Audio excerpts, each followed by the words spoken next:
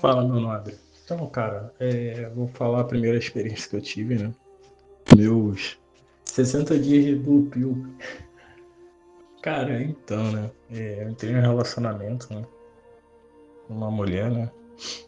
É, e aí passou uma percepção minha, cara. O áudio vai ficar grande, mas pode dividir em duas partes, enfim. Não tem problema.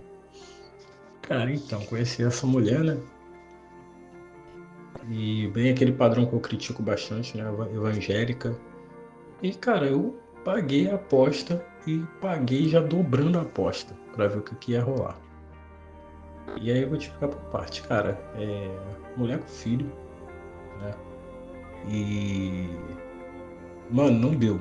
Não consegui tancar, tá ligado? Tipo, é aquilo que eu te falei. Quando chega uma hora, a gente já tá tão desperto, a gente já começa, tipo, uma postagem que eu fiz, que é a gente percebe o comportamento, reconhece os padrões, já sabe o resultado e mesmo assim a gente de finge demência, se finge de idiota para sobreviver. Conheci essa mulher, né? É bacana, até correria, mulher. Só que ela faz as mesmas narrativas que a mulher faz. Aquela história de conservadorismo, de que agora quer viver o correto, né? Que tá cansada de ser machucada e tal. E durante esse relacionamento, cara, é, eu percebo uma coisa, vou listar por pontos, né? O primeiro ponto é que eu acho que todo cara que já se relacionou e vai perceber isso. Quando a mulher tem mais de 35 anos, ou mais de 30, eu diria nem mais de 30, esse negócio de The Wall é muito relativo à questão física e aparência da mulher. Se a mulher foi a vida inteira muito bonita, provavelmente mesmo depois dos 30 anos ela vai continuar sendo sim uma mulher bonita. Então ela sabe que ela ainda tem valor, né? Porque ela sabe que ela tem valor de mercado. Então essa mulher era muito bonita, né? Mesmo com seus 36 anos. É muito bonita, né? Apesar de já ter um filho muito bonito. E uma coisa que você vai perceber, o primeiro ponto ela já vai te cobrar posicionamento logo nos primeiros encontros. Tipo, meio que ela já quer que você já meio que deixe intencionado que você quer relacionamento com ela. Você não quer sexo, porque ela não quer sexo, porque ela já viveu muito tempo transando, então ela já vive de relacionamentos que tentou e não deu certo. Segundo ponto, que eu falava em teoria, a gente debatia bastante em teoria, via na comunidade e eu pude vivenciar nesses 2 meses, né? Ela vai transferir todas as frustrações dela com os outros relacionamentos para você.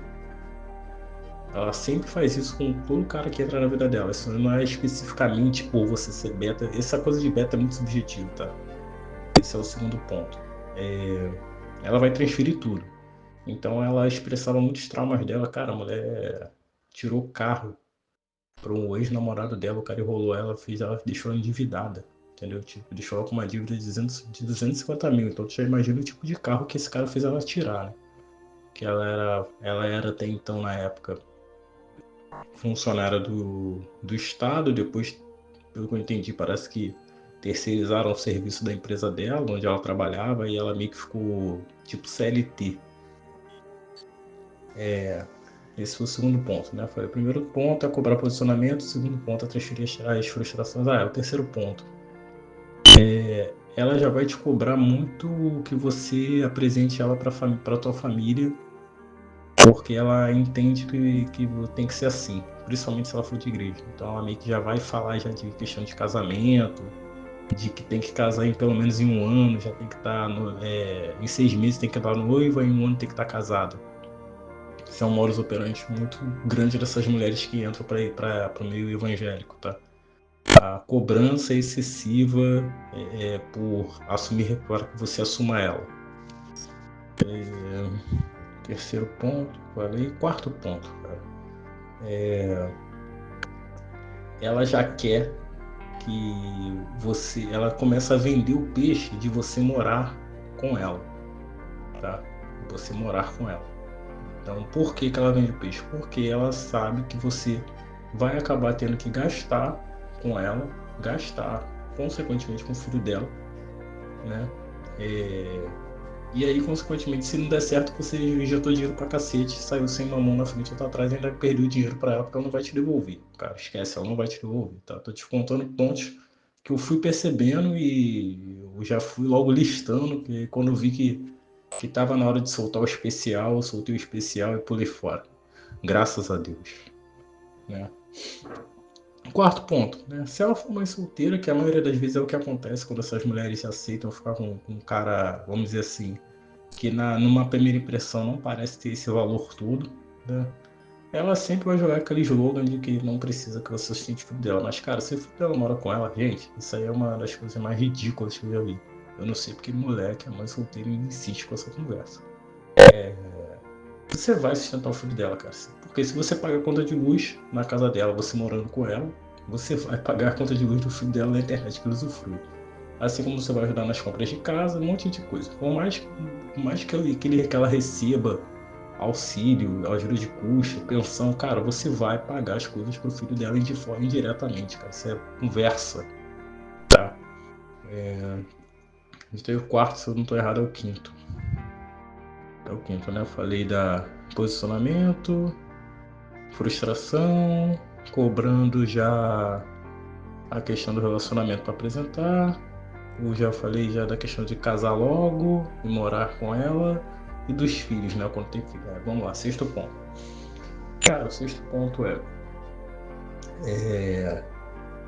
esse tipo de mulher, ela cobra muita presença sua.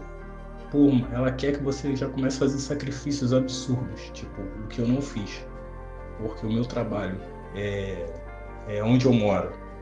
Logisticamente, o deslocamento é mais vantajoso, apesar de ser longe, é mais vantajoso, porque eu consigo chegar até os transportes que eu preciso para poder chegar. E aonde ela morava não era vantajoso. Eu teria que fazer um esforço a mais, teria que acordar bem mais cedo. E tudo isso foi botando na ponta do lápis, tá, gente? Tudo isso.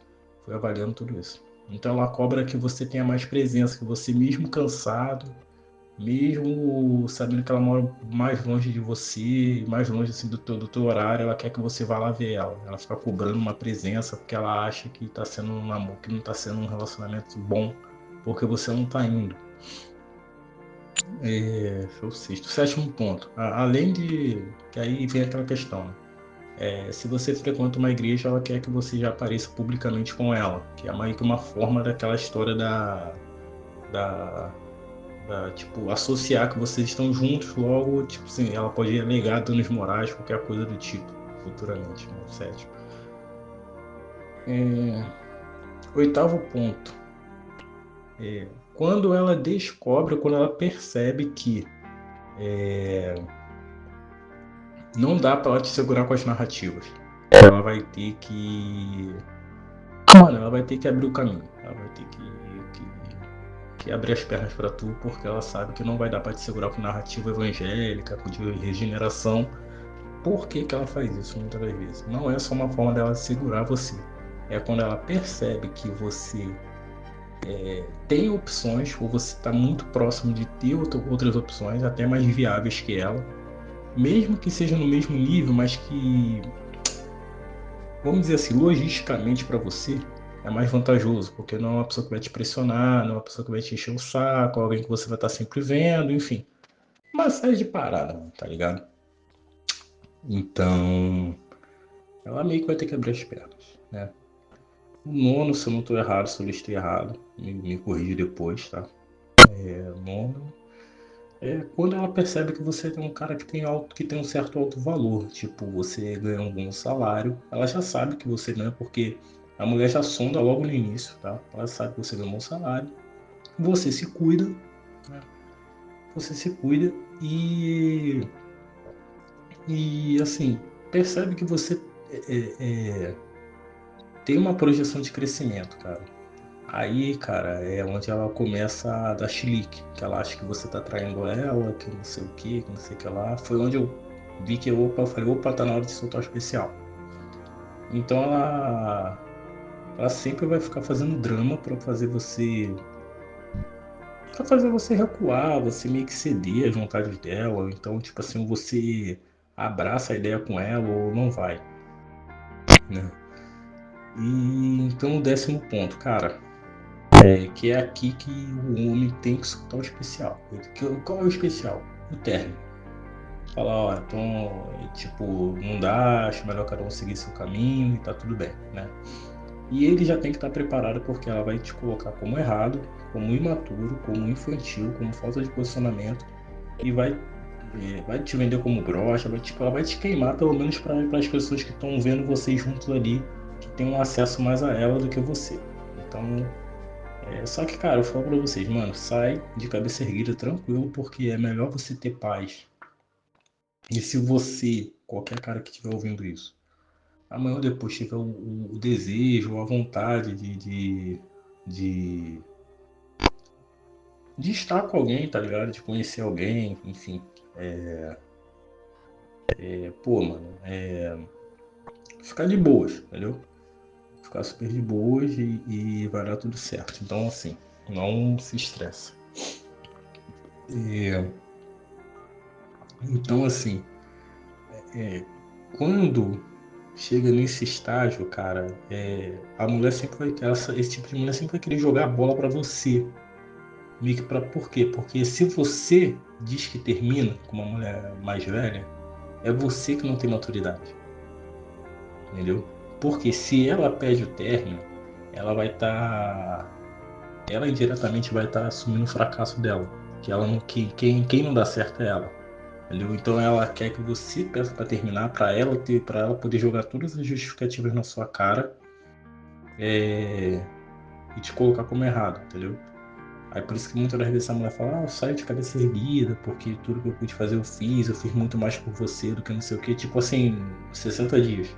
A mulher já acha que eu fiz muita coisa por você. Só que ela não fez, cara, enfim. Então, por fim, cara, eu digo a vocês, experiências minhas. Relacionamento. Relacionamento, gente, com mãe solteira, definitivamente não dá certo. Não dá certo. Existe uma possibilidade remota de dar certo, que são as seguintes condições que eu já percebi. Quando a criança é pequena, de colo, por quê? Pô, caraca, mano, tá falando que tu acabou de falar que não dá certo definitivamente, mas existe uma possibilidade. Por que que eu tô falando isso? Porque essa criança, ela vai crescer no seu ritmo. Se vocês vão morar junto, ela vai crescer no seu ritmo. Entendeu? Por quê? Você vai ser a referência masculina dela frequente, porque ela sabe que você toda noite, fim de tarde você vai estar em casa, todo fim de semana provavelmente você vai estar em casa. E todas as vezes que vocês saírem, ela vai sair junto com você, então ela vai começar a te enxergar como verdadeiramente pai, e aí você tem o risco da pensão socioafetiva. Então quando a criança é pequena eu acho que eu posso jogar até no máximo uns 3 anos de idade. Passou disso aí já começa a ficar meio estranho, porque a criança já começa a ter um bom discernimento de quem é o pai, entendeu? Então já começa a ficar uma coisa meio chata. A menos que o pai dela tenha morrido, aí tranquilo, não tem referência nenhuma, vai passar a ser você. Em cima disso, a mulher ela tem que ser mais nova que você. Eu diria pelo menos aí uns 8 anos, 8 a 10 anos mais nova. Então, tipo, se você tem 35, cara, essa mulher pode até ser uma solteira, mas tem que ter tipo papo de uns 25 anos no máximo. Porque você vai ter a janela biológica para fazer um segundo filho, que aí vai ser o seu mesmo, e aí vai ser o seu. E consequentemente você vai dar mais prioridade para esse filho, porque esse é seu. O outro você vai aceitar cuidar e dar um suporte, porque já veio com ela, né? Tipo, já veio com essa multa, né? E o outro é seu, então o seu você vai criar. Né? Você vai dar um amor diferente, né? E então tem essas condições. Então ela tem que ser mais nova, tem que ser. E cara, pelo amor de Deus, gente. Já que é mais nova, pô, arruma uma mulher bonita, porque a mãe solteira, ela, lá no fundo, ela sabe que ela tem um certo. Não é aquela desvalorizada, ela sabe que ela não vai poder ficar peitando uma mulher com 20 anos, né? que não tem filho, que tem o mesmo nível de aparência, ela sabe que, pô, a mulher que tem a mesma idade que ela não tem filhos, é muito mais interessante com um cara mais velho do que uma mulher que já tem filho, né? A menos que o cara seja muito refém do prazer. Aí ferrou. Aí tá lascado mesmo. Então, o único problema disso aí, só fazendo uma vídeo-resposta, um áudio-resposta, uma réplica, é o seguinte, cara, por si só essa ideia já é contraditória. Porque se eles, vamos dizer assim, se o cristianismo toma como base a história de pecado original, que não é bem isso aí, entendeu? Cara, por si só você já é pecador. Logo, cara, toda vez que você muda de uma denominação que ela te obriga a você se batizar, você vai ter que se batizar, não tem lógica.